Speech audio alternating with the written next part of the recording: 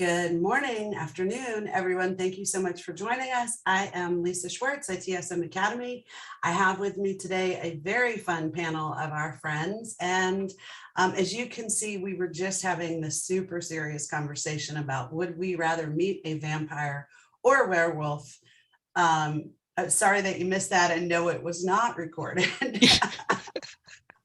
But going around the screen, I'm going to do it Brady Bunch style. We've got John Layton, who is the community manager for Next Think. Deb McDaniels, who your official title is All Things Awesome. No, Associate Director in IT at Rutgers University. Tell us the real name of the university there, ma'am. Rutgers, the State University of New Jersey. And Jeff Jensen coming out from Portland, Oregon. Jeff is with iTrain and is a trainer for the Academy and does a lot of different kinds of consulting things. So he also has seen some war stories. So I will tell you guys that this, the genesis of today's presentation, a million years ago. I mean, back in the 90s when I had a perm and was in my 20s, I started the local chapter of the Help Desk Institute. And that was a great experience for me on so many levels. But every month I was responsible for getting the speakers together. And all of a sudden it was October and I didn't have any speakers. And so what I decided to do is just pluck a couple of the practitioners from the audience, put them on a quick little panel, and we called it Fright Night. What went wrong and why?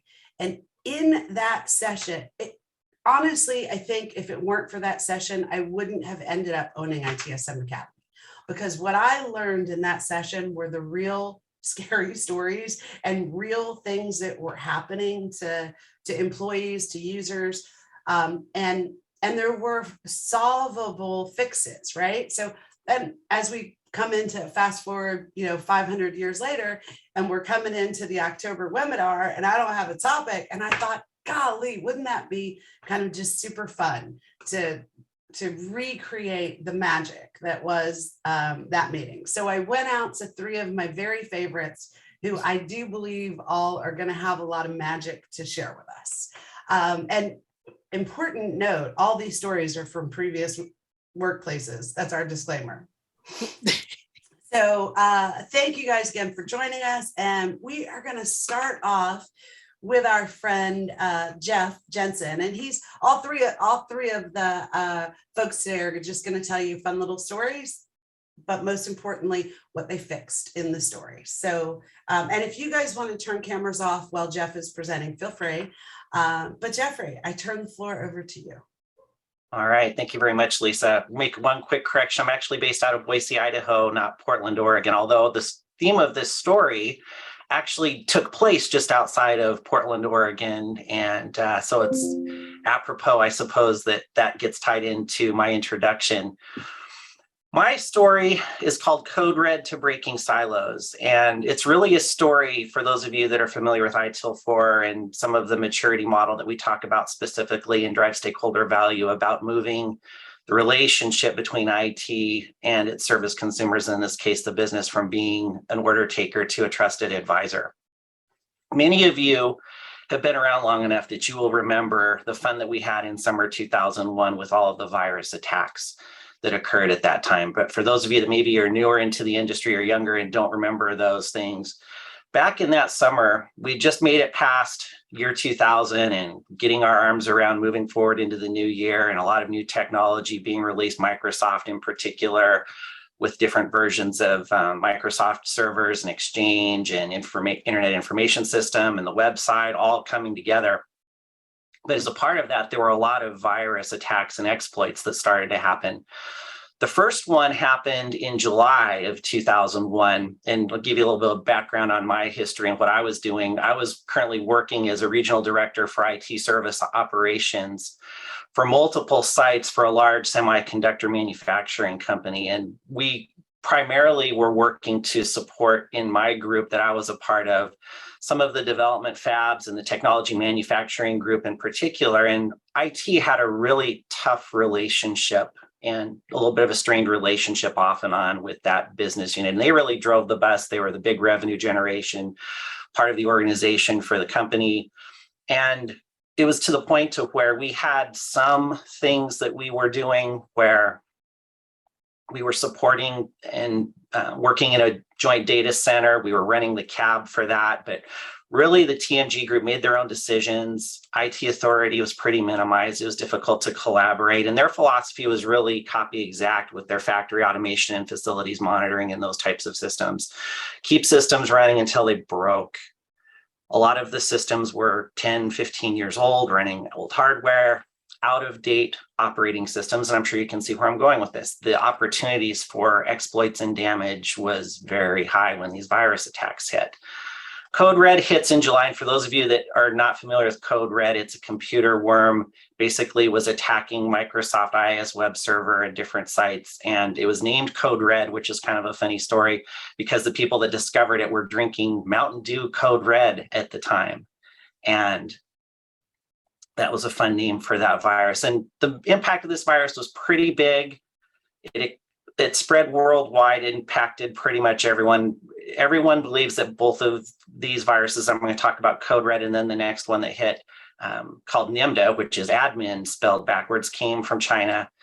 But in any case, there were a lot of Microsoft vulnerabilities that they were exploiting. And when Code Red hits in July, my region was minimally impacted. We'd been very diligent leading up to that point because of all the warnings we'd had from security bulletins and things to get our systems patched.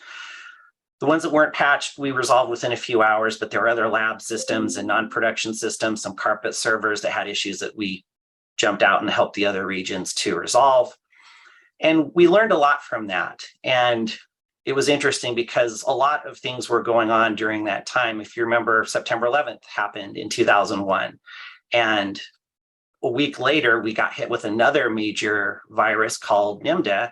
And it was actually thought that maybe that had something to do with the attack on the Twin Towers and on the country, but it wasn't related. It just happened to be a week later, we get hit with this next virus that was multiple times worse. It wasn't just impacting internet information system or server websites and those types of systems, but it was also coming through and infecting through file shares and email and websites and network shares, and just a lot more damage, a lot more impact.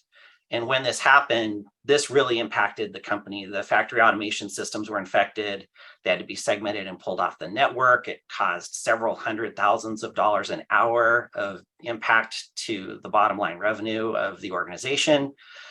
And it was interesting because once again, my team had done a really good job of patching all the systems that we owned. We only had two sort of experimental Microsoft high availability systems that there wasn't actually a patch for. And because we'd done such a good job, it wasn't, hey, Jeff and team, great job, pat on the back. It's like, no, go help fix everybody else. And my resources were assigned to go fix some of the other sites in the other regions.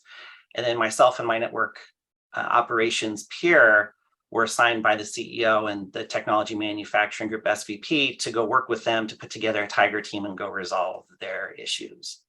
And the bottom line of the story is we had to work to upgrade a lot of old systems, go through expedited procurement to get new systems up and running and built, and to actually work through the relationship to where they had to let go of some of their silos and the willingness to not just tell IT to be an order taker and to do what we say to do, but actually work in a much more collaborative and partnership level fashion to get those systems fixed, to prioritize the impacts to the factories, to get the systems that were segmented off the network back to where they could rejoin and be up and running again.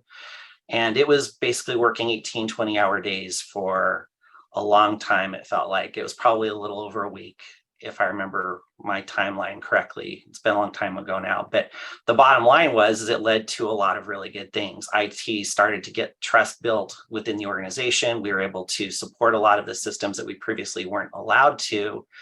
And we, even though there were some systems that they still didn't want us to access directly, we still had things like a joint steering committee to review upcoming virus warnings and vulnerability bulletins from security bulletins from Microsoft, and IT's default position on what we recommended to do. ended up having to be what the factories had to do unless there was a good justification not to do so and had to be approved by their SVP. So it was a crazy time. I'm glad that we don't have those types of things going on now. We have a lot more automation, a lot more virtual environments. We have SCCM and other things that tell us our statuses. And we're in a lot better shape today than we were 20 years ago. But the moral of the story is it definitely was Fright Night. It definitely was a crazy time. And I'm proud of the work that we did and the trust that we were able to build. And IT moved from being an order taker to being much more of a trusted advisor in that situation. Remember when that was the whole conversation that we all had? But first of all, until we had talked about prepping for this, I'd sort of forgotten about those crazy viruses, how scary all that was, how it was all tied around 9/11. So when you were telling the story, my heart started like beating faster thinking about all that. But that was a time from a service management perspective where we talked a lot about aligning IT with the business. And I think even more importantly, getting a seat at the table.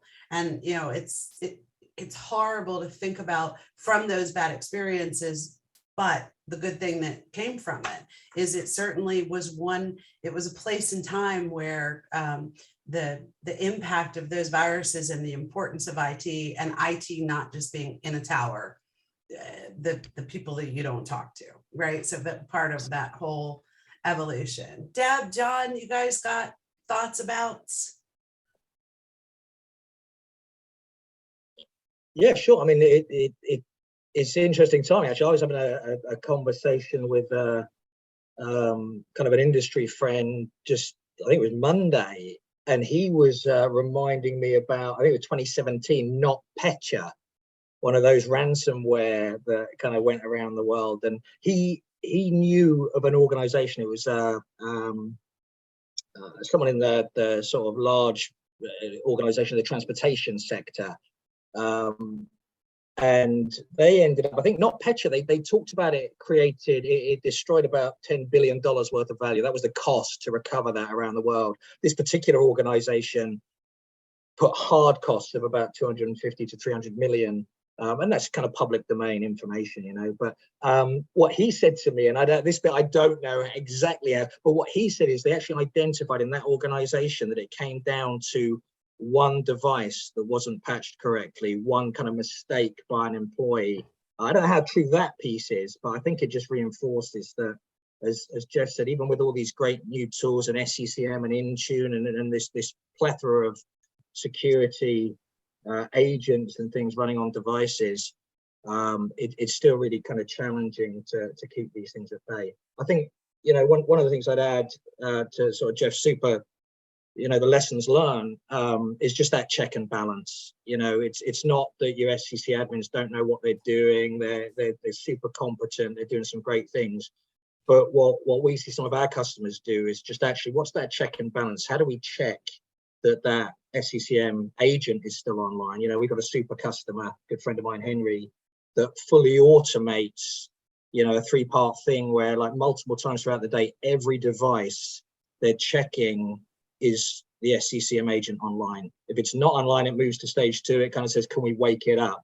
Again, all completely, automated, invisibly happening. The third stage is that they can't wake it up. Can we uninstall, reinstall? And if that doesn't work, the next piece they're working on is get a ticket flagged into security to do that. So again, I think that's my lesson learned from seeing some of these things over the years, is just what's the check and balance. We know we're never going to get to 100% compliance. That's really difficult, but how do we close the gap? How do we check and balance against these tools?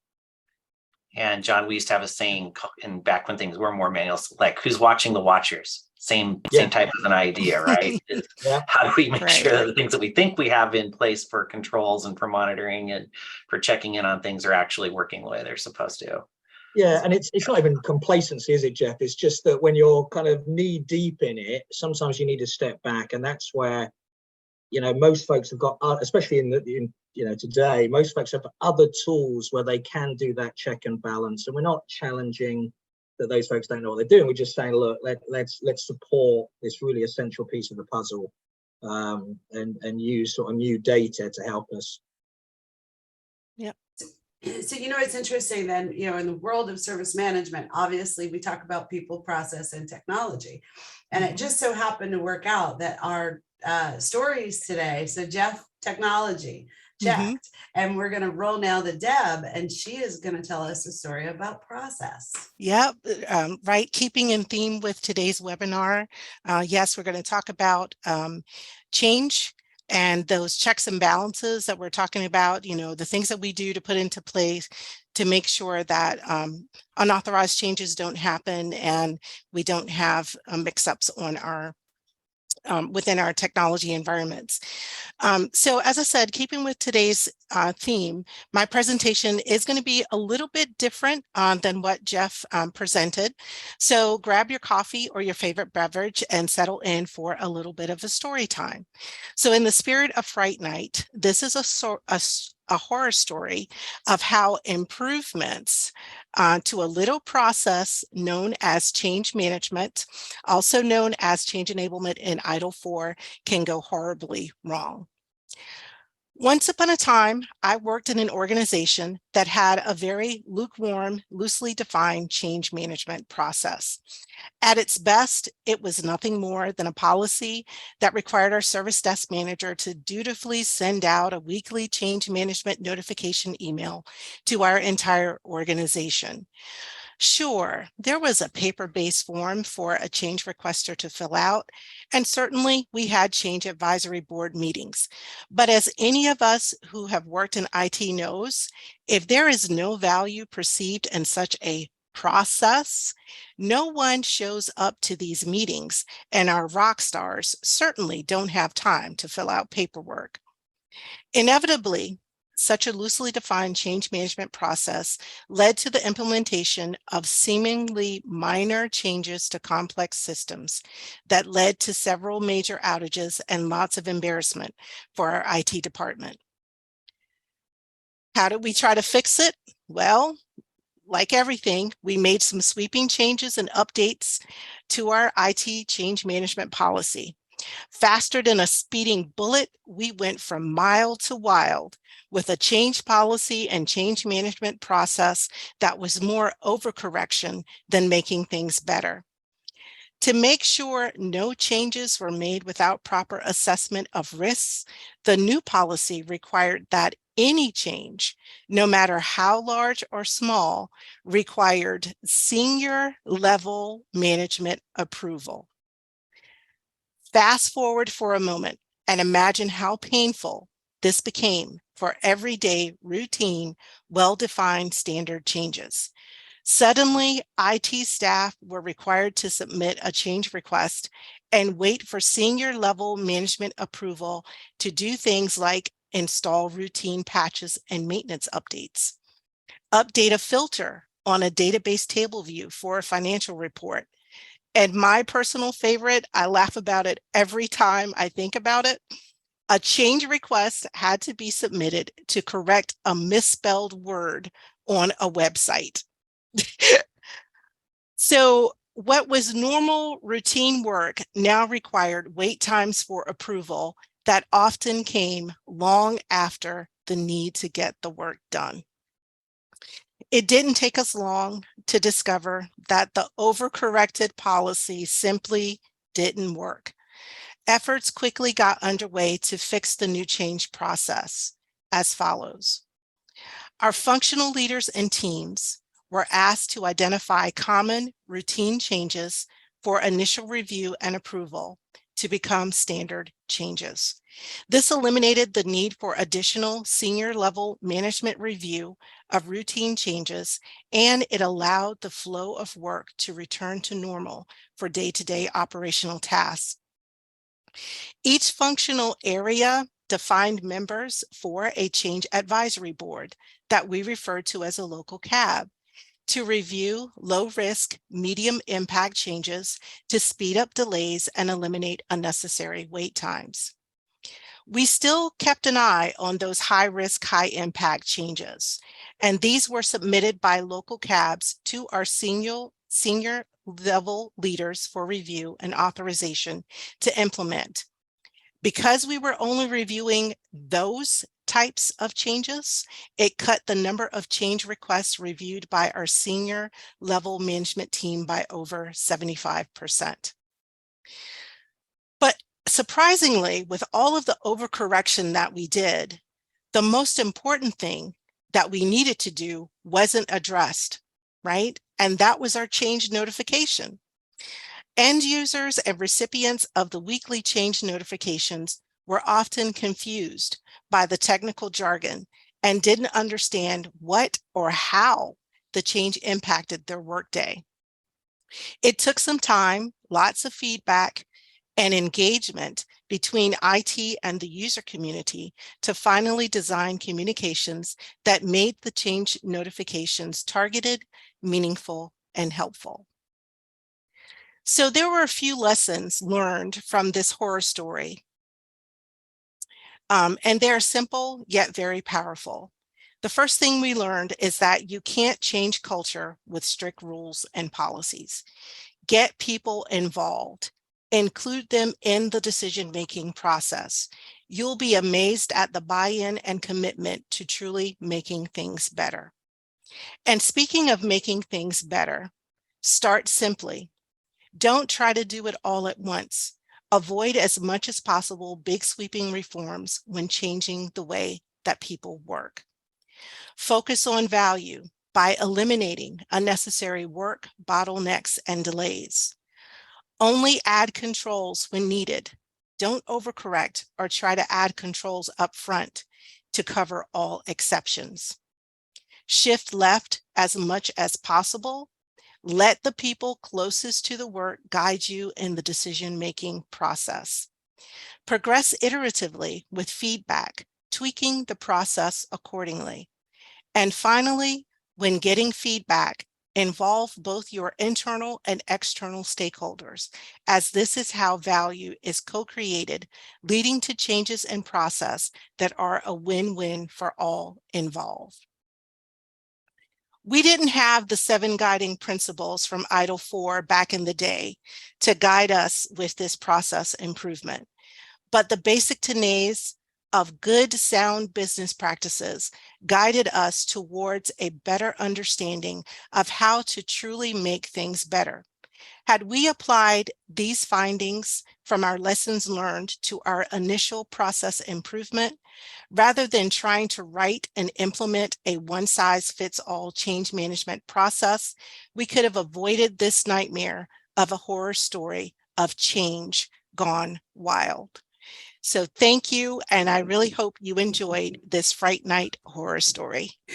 Deb, I loved it so much. I'm so glad we recorded it, because I think I'm going to take the little manifesto at the end and call it like Deb Dishes on Service Management or something. That was awesome advice. I loved it. I didn't really say this, but we're doing a big Q&A at the end. So if you guys have any questions specific for Jeff or Deb, feel free to start throwing them in.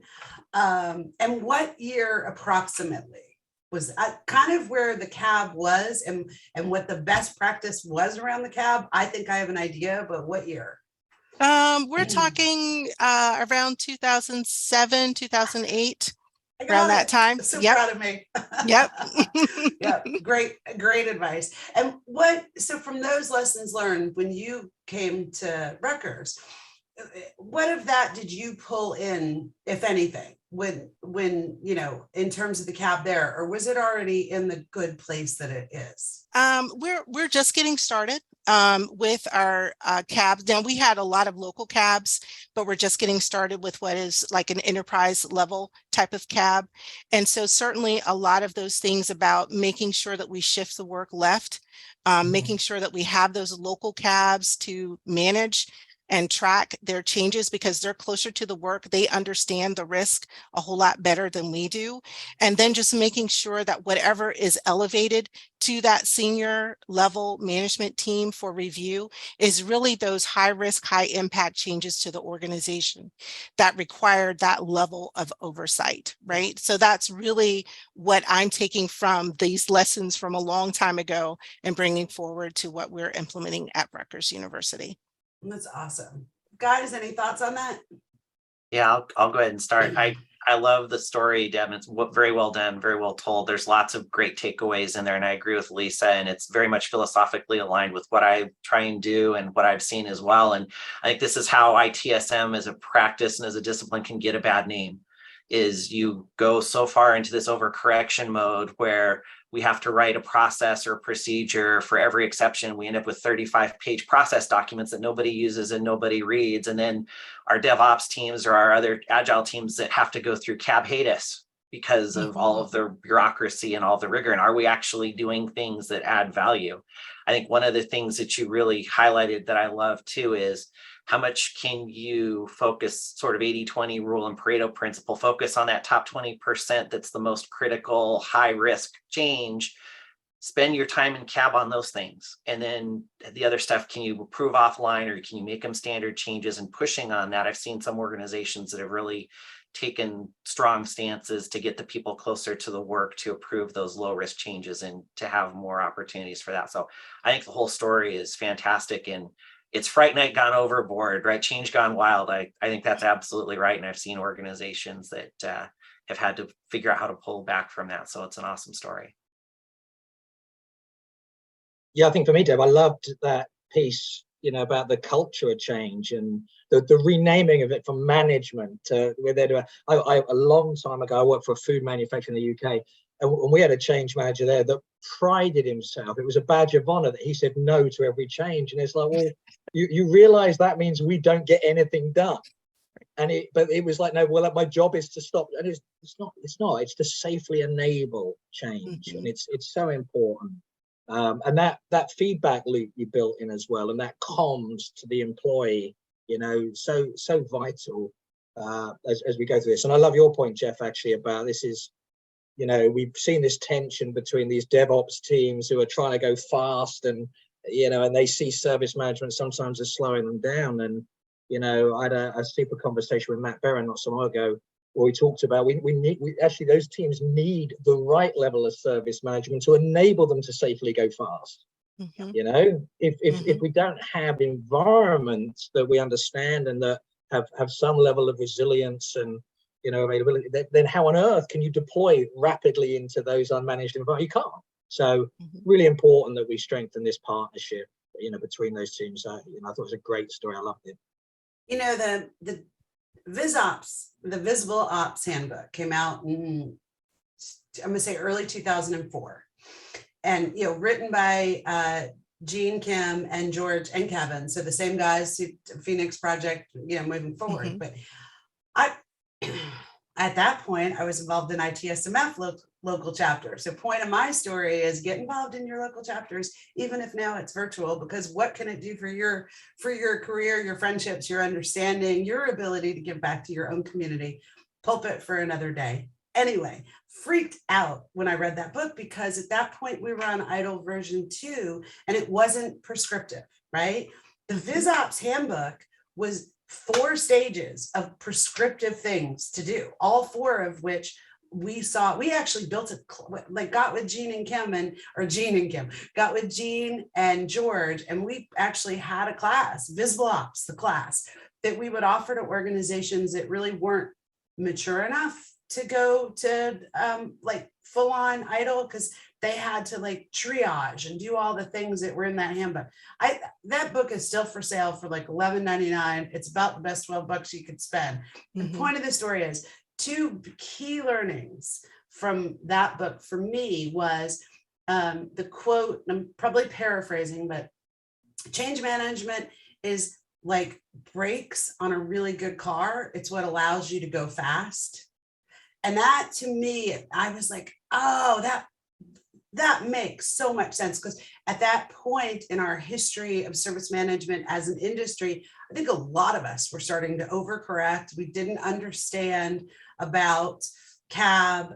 So many organizations that we work with, Deb, went down that, maybe not to the extent that your old company did, but went down that same path of overcorrecting. And I'd just be like, max, people, ads, moves, changes, that's a standard change, let's get going.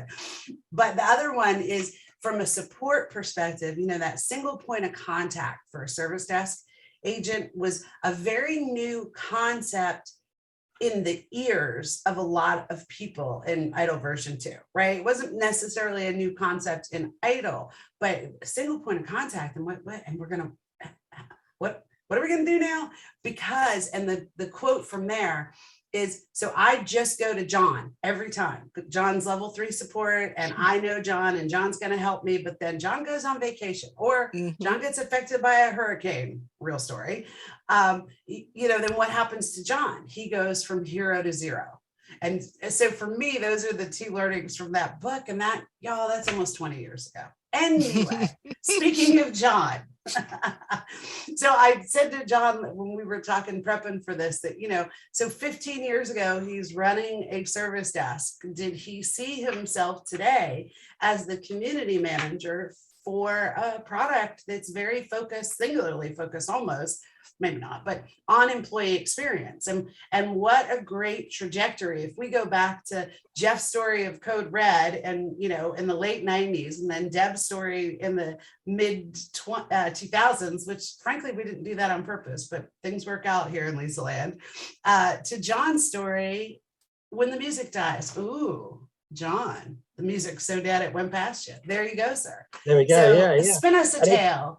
Scare us, please. I think we said when we were chatting, I was trying to, you asked me, when did I last run a service desk? And my background, I used to run a service desk, service improvement, service delivery for a number of organizations throughout the UK before I moved over to the States.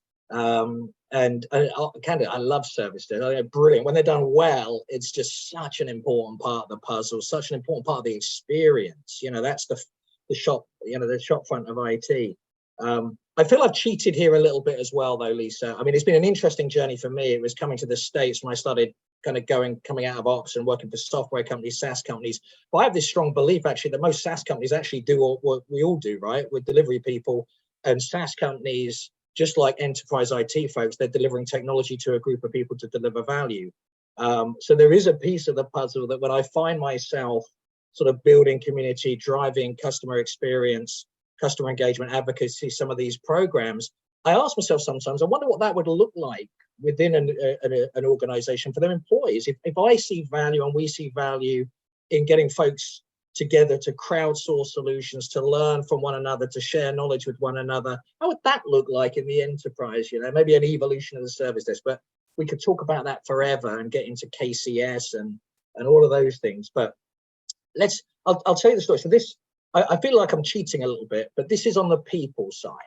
And when I started in sort of technology management, I got really interested in employee engagement, because far too often what I was seeing is people promoted into management because it was the only route for a pay rise, but they never wanted to be managers. There's a real challenge, and I think we've addressed that. I think over time, to a degree, we've given people really strong sort of technical fellowship paths where they can become really good earners and really recognized and respected. But back then it was a real challenge. And as I was studying sort of employee engagement beyond just the IT employee realm, I came across what to me, was a really scary number. And the scary number, this was Gallup statistics going back 15 years or so, and it was about employee engagement. And the number that both scared me and saddened me was that back then, only about 30% of employees across the US were engaged in their work, and another 40% were disengaged. But the scary number was that about 30% are actively disengaged. They may not realize it, but often they're actually saboteuring their organization from the inside, sometimes intentionally, sometimes bad actors, but often just because they're not bought into the kind of the message. Now, I quickly fast forwarded to check whether Gallup is still running this, and I looked at the 2022 numbers, and it's improved a little, but not a great deal. In 2022, early this year, 17% of the US workforce actively disengaged. 51% disengaged. That means they're turning up. They're sitting in a chair, but are they kind of getting some sense of fulfillment? Do they feel at cause with the work? No. And that's, as I was looking at this and trying to figure out how do we help, IT folks, because that's who I was managing, you know, part of my studies, it pointed me to sort of 3 pillars, and it's those part of the learning is those 3 pillars. And then I want to fast forward a little bit more. The 3 pillars for me were growth, recognition, trust. And those were things that whenever I was working with teams, that became, it's not everything, but those were the priority. I had to make sure those pillars were in place for growth, recognition, and trust. So I just wanted to share that with you, and those sort of data points around Gallup and things. Scary numbers, right? The when the music dies, somewhere I came across, I don't remember where, there's like a poem somewhere, and there was one line in there that really caught my attention. So the when the music dies is an homage to this poem where the line goes, alas for those that never sing, their music dies within them. And apart from being scary, it just sort of break my hearts a little bit that we got all these people working ever so hard, but getting no fulfillment out of that, not really engaged in the work, not really doing something they're passionate about. So as we fast forward, I mean, and you know, as Lisa alluded to, I've been working with SaaS companies now for about a dozen years, most of them around service management, but over the last few years, really trying to bring you know, a sense of community and user groups and a connectivity between our customers here at Nexthink around, you know, a newer domain of digital employee experience. And you know, we have, again, sadly, some scary numbers related to this, right? We surveyed a group of HR and IT leaders, and we found that the 3rd most common rationale that those leaders believe led to employee attrition was the unreliability of IT services equipment. But ahead of that was, in fact, some of the kind of the hygiene factors, poor salary, benefits, like lack of career path. It plays into the growth piece of the story again, right? And then beyond that was like the number 2 was poor culture and, you know, some of those things. But, you know, IT is really kind of leveling, it's become critical, it's embedded into everything we do from a work standpoint, as well as in our home lives. But from a work standpoint, you know, a failure of tech is a failure of productivity. And when folks can't be productive, they're under pressure, you know, and so that really is a driver. One of the other bits of data I wanted to share with you, and I don't know if we're doing a follow-up, Lisa, so I'll make sure you have some of the links to this, you know, some of these pieces of research. The Adobe Workfront team, albeit within, you know, during COVID, they ran one of their annual surveys in 2021. And what they said is that 49% of US employees would consider leaving an organization if they are unhappy or frustrated with the technology they use at work. So that's close to half of the US workforce. If the technology isn't up to their expectations or isn't enabling them to be proactive, will consider leaving an organization. That cost of attrition, you know, is horrible to our organizations, right? So where, you know, so I've told you some scary numbers, and I've talked about growth, recognition, trust. One of the things I've learned as well, just in terms of trying to you know, I use another tool actually for those that may be familiar with Ikigai. I'm getting a bit philosophical, folks. You have to bear with me, I'm afraid. But so Ikigai is this Japanese philosophy around finding one's sense of purpose, and it's quite a useful tool. It's you know, and at a certain level, it's relatively straightforward because it talks about a sense of purpose sitting in the middle of kind of 4 dimensions, ideally, you know, and the 4 dimensions of money, because we live in societies where we have bills to pay, kids to put through college, roofs to put over our heads. So we do need the right level of money for the lifestyle. You know, we should gravitate towards work that we're kind of good or great at, you know. The 3rd dimension is what do we love to do? And the 4th dimension is what does the world need? And that simple sort of, you know, model that Ikigai presents can be really useful both for yourselves in your career, but also in the teams you manage, just to get a sense of where are they. And then as we tie that into that growth opportunity, how do we give folks that ability to grow and perhaps get closer to the bullseye in the middle of that sort of Ikigai model?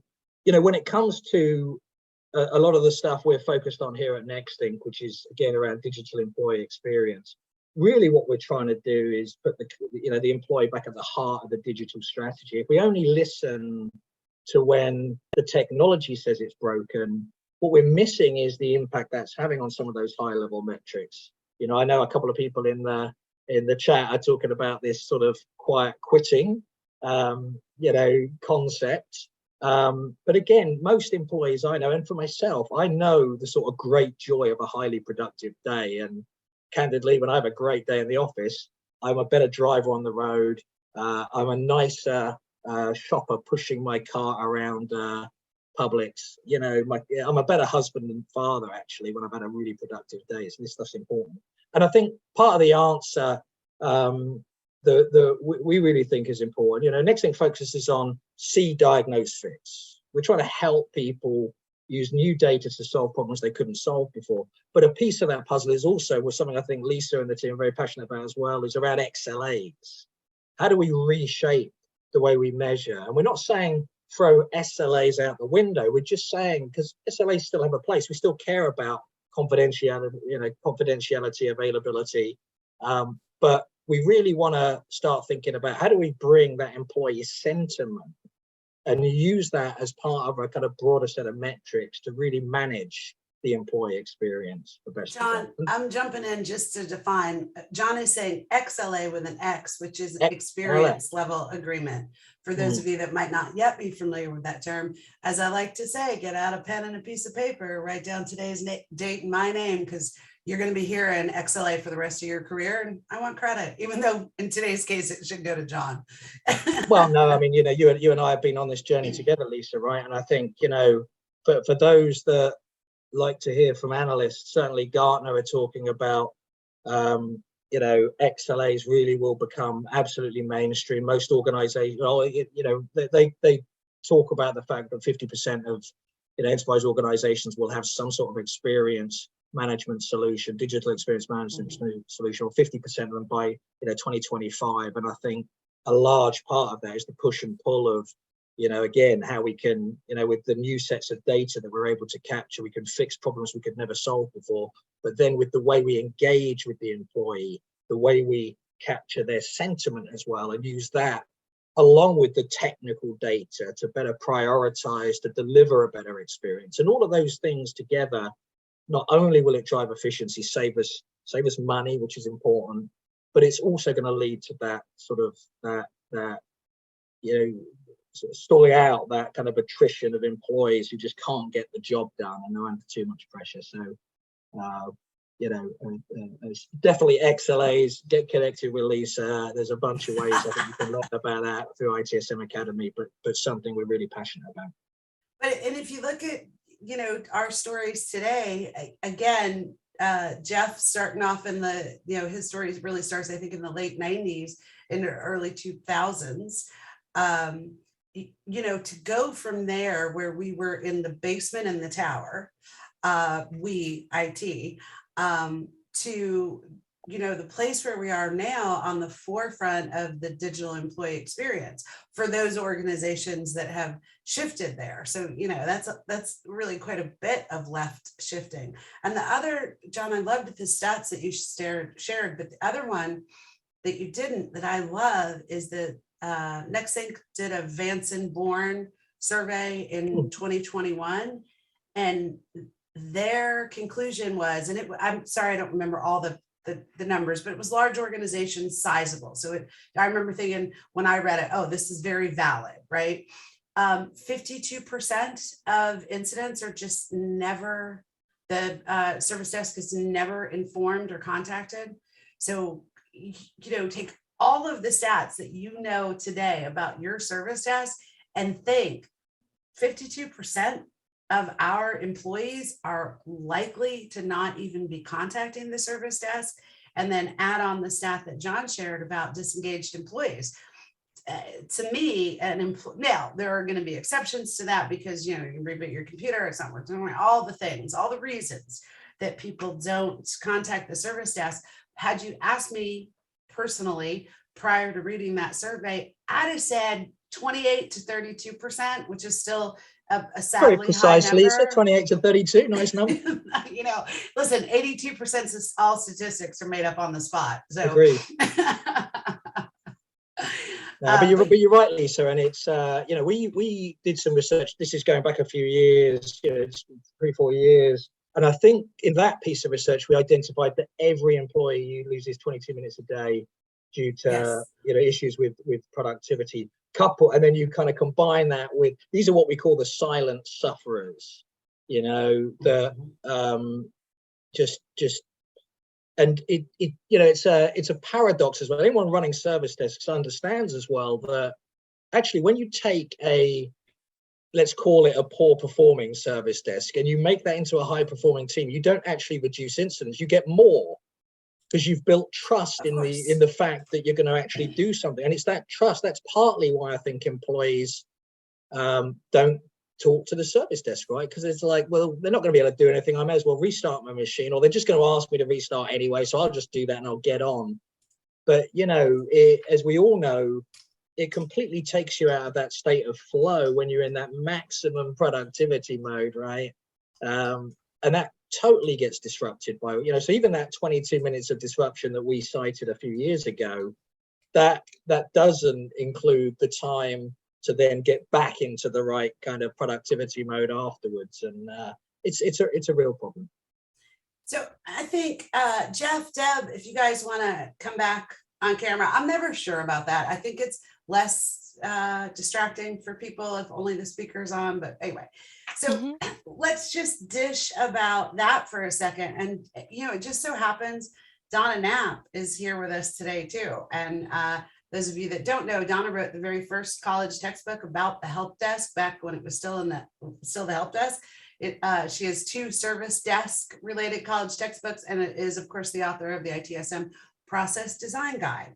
But I think the conversation, so Donna, you're welcome to join us if you want. The conversation to me now has morphed from, you know, the ugly beginning of Code Red, the middle of overcorrection, and the possibility of future and employee experience, particularly around the service desk and all things service delivered. So maybe we could just kind of spend a few minutes brainstorming ideas and things that we've seen that could help get the engagement. If 52% of all employees aren't even bothering to contact the help desk, you know, what are 2 or 3 things that you guys could suggest? First of all, how the heck could you figure that out? But second, well, and actually, ironically, that is next thing could very much help with that, but we're not talking about software today. But it could. But what would you do if you guys realized at Rutgers, or Jeff, you're working with one of your clients, John, one of yours, and you realize, golly, there is a whole swell of people that aren't even contacting the service desk. Where do you start? Who are you throwing that at first, Lisa?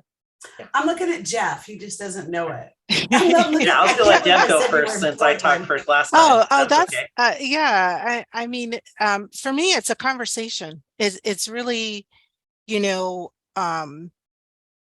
taking the time to engage and try and understand what some of the challenges are that people are facing with the technologies.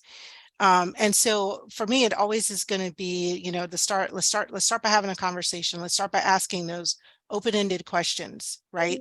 To try and understand what's going on, to build a sense of empathy, right? Because oftentimes people don't think that IT cares, right? It didn't work, they don't care. I call them, they're going to tell me to push a couple of buttons and they don't care. But it's having that sense of empathy, you know, building that relationship with people, you know, to let them know that you care. I think that's where I would start, you know, start by having a conversation. I like that a lot, Deb. Jeff, what about you? So I think in a lot of organizations, service desks, help desks have been around for a long time. And so the reputation that they have, good, bad, ugly, etc., is built over a long period of time, and it almost becomes cultural to a certain extent. And I think that's a really hard thing to overcome. And I think you can't deal with that in one day or in 1 week. And I think people try and do these burst capacity types of efforts where we're going to get everybody together and we're going to rebrand the service desk, or we're going to rebrand IT, and we're going to do a workshop and get everybody together and do this large outreach and do this survey. And one of the biggest mistakes, and I know we've all seen it, is then the momentum dies, or nothing really gets followed up on it. Nothing really happens as a result of that. And then what happens? It becomes a self-fulfilling prophecy where am I going to engage again? If they try again, am I going to want to be involved, or am I going to even be more reluctant to engage? And I think that's where we really miss out on our opportunities, is I think we really do have to do it much more broadly. I think there has to be different methods of engagement and communication. And ultimately, if it's a trust issue, you have to look at it a larger cultural perspective. I like to bring in the Western model, which we see in the DevOps Foundation, some of the other classes. Do we have a bureaucratic or a pathological culture? And if we're really trying to move to being a generative culture, what are some of the things that we recognize in terms of how we incentivize and reward certain good or bad behaviors, and dealing with it more from that perspective, I think, is one way to turn the ship and to turn the corner over time. Mm-hmm. Agreed. And I got to say, I think this was Joanne. Thanks for chatting this in. A great way to improve engagement with help desk can be starting at the initial onboarding. Have someone from the help desk join a welcome to the company, intros, reviews.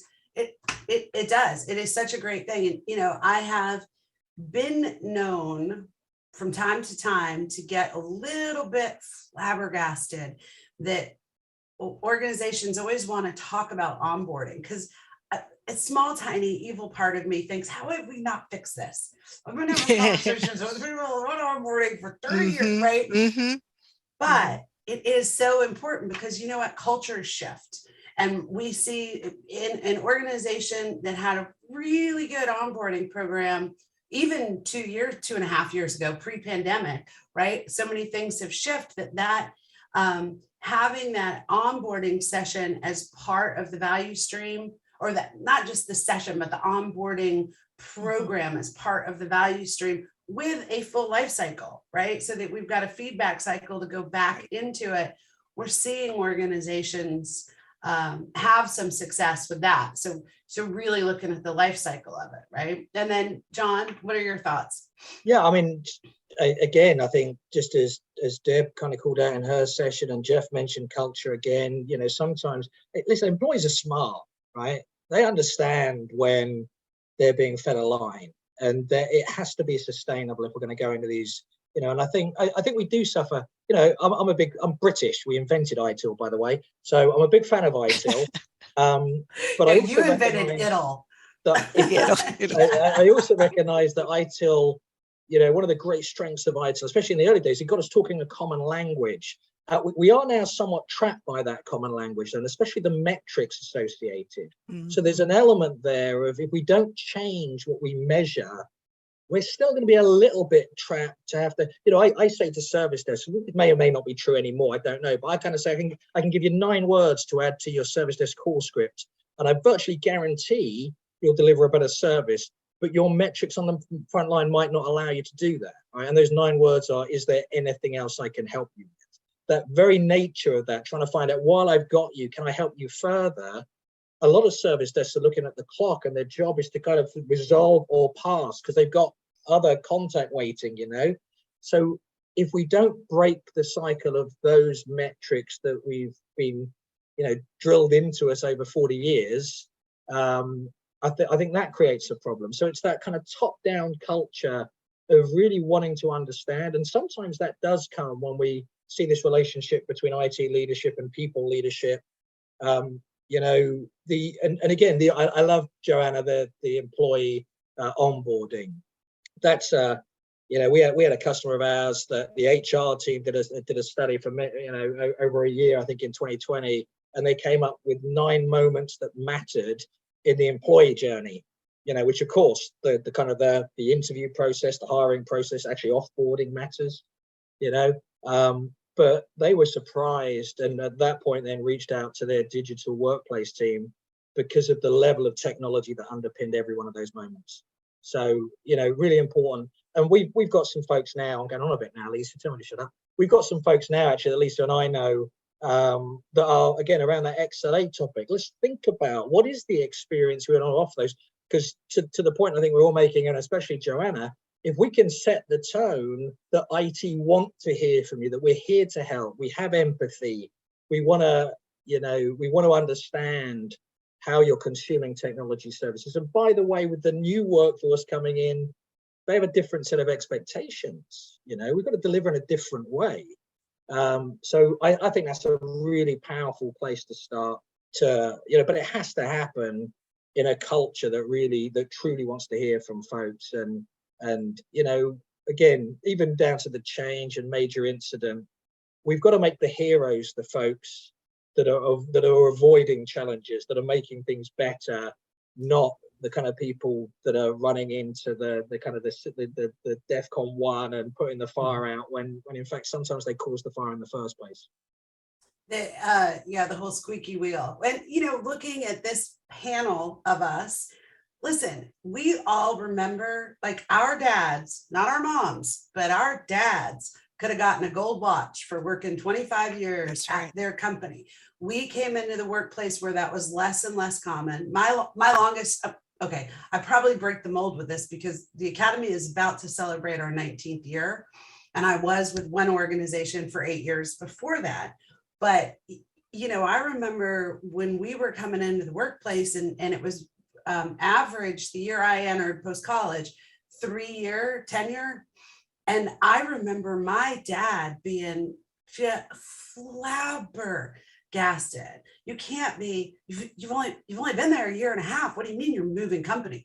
Well, Dad, that's what you do. So if you think about the differences between sort of that gold watch culture and the it's okay to move culture to the culture of kids coming into the workplace today and the difference of their expectations. It's a multi-generational and those for good or bad, for good or evil, that younger generation and their expectations, they probably don't know 25 years get you, all of us, and looking at the names of people on with us today, a lot of us could have said gold watch, right? They don't even know that was a thing. So to continue to evolve and change the services that we're delivering as the demand for the services that we're delivering evolve and change, to me, makes service management still so much fun.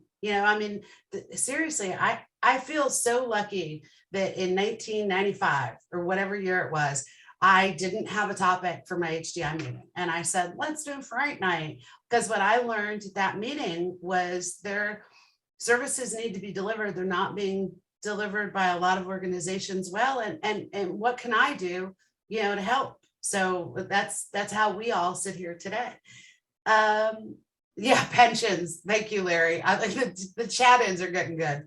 Does anybody have, I know we only have now a few minutes left because we imagine that I invited a panel of talkers and we talked. Hey, Lisa, can I jump in? Of course, Donna Knapp. Because I want to just build on everything Deb and Jeff and John said. And hi, everybody. Sorry, I'm not camera ready. I would add to this conversation, make it easy for people, make it easy for people to do the right thing, make it easy for people to get their work done. Jeff mentioned the reputation of the service desk in some organizations. Think about it. Very often it's the service desk that has to enforce all of what we very often perceive as boneless policies that have been put in place by leadership because they don't trust their employees. So they're the bad guys, right? So if we make it easy for people, if we have a principles-based approach to work as opposed to a policies-based or rules-based approach to work, if we have minimum critical activities, our processes have, just enough process in order for us to get our jobs done efficiently and effectively, collect the data we need to collect to know how we're doing, but no more, we'll all be much better off. And we can all, whether we're on the receiving end of services or we're on the provider end of services, we can all get on with just enjoying our days. To John's point. So make it easy for people to do the right thing. Yeah. I love Donna, that. I got to echo that, Donna. This is so many of our, some of the best of our customers. It's the holy grail is frictionless digital experience. Right. Holy grail is this, we don't have to worry about MI because it doesn't break in the first case because we're proactive. We've shifted left all the way to automate, which enables us to provide a different type of kind of L1 service. Then the L1 goes away. They're just able to provide more value add, digital dexterity types, digital coaching type services, It's just such an opportunity. Again, over the last few years, the new data and the way we've got folks that are forging careers in understanding that data and how to apply it to deliver hypotheses, to try new solutions out. It's just opening up a world of folks. It's a really exciting time for IT professionals who kind of really seize the moment in that sense. I agree. So a perfect segue. Thank you, John. Watch what I do here. Speaking of value. So we're not doing a November webinar just because, Thanksgiving, but Donna and I are going to co-present a December 8th, which is not our normal week, but, again, the December holidays. But we're going to present we're rolling out a new course to our catalog. So I want to be really upfront about that because typically our presentations are trying to bring in practitioners and other people to talk about this is very much talking about the new course. ITSM Essentials is the name of the course. It is covering 10 core processes around service management, change, problem release, etc. We're going to talk in lots of detail about the course, the origin of the course, the goals, etc. So, if you guys we're expecting a pretty small audience, to be frank. But for any of you that are really interested in learning more about the service management, IT Service Management Essentials course, would love to have you join us on December 8th. And on that note, I think we got us right to high noon. So thank you guys. And Deb, listen, no offense to the gentleman, but you wrote down your story. You rock so hard, lady. I gotta say. Thank you. Thank you. Everybody did a great job. Everybody Yes, did a great job. I enjoyed all the stories. You did the best. Thank you guys all. Thank you guys all so much for joining us, especially Jeff up there in Portland. I know you're in Boise. I don't know why I said it. And John did say the only reason I invited him was because of his accent. No, that's not true at all. Yeah, thank you guys all so much. It was super fun. I liked doing this. I hope that those that were in attendance took some ideas from it. Feel free to reach out. All of the panelists are on LinkedIn. Feel free to connect with them if you aren't already. And happy Halloween, everyone. Happy Halloween. Thank you. Thank you, John. Thank you, Jeff. Thank you, Lisa. Thank you, Donna. Thank you, everyone. I came dressed as a happy employee. All right. Bye, guys. Bye.